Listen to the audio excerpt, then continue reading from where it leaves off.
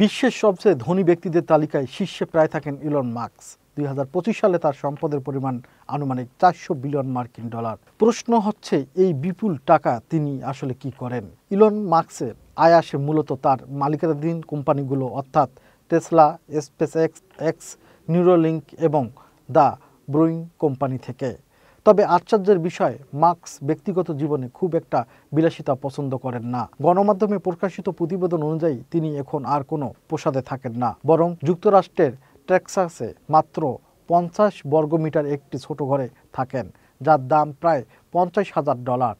তার বেশিরভাগ অর্থ যায় নতুন প্রযুক্তিগত আর মহাকাশ গবেষণায়। স্পেসএক্স এর বিনিয়োগ করেন তিনি চান মানুষ একদিন মঙ্গল গ্রহে বসবাস করুক। অন্যদিকে নিউরালিঙ্ক কাজ করে মানুষের মস্তিষ্ক আর কম্পিউটারকে একত্রে যুক্ত করার প্রযুক্তি নিয়ে।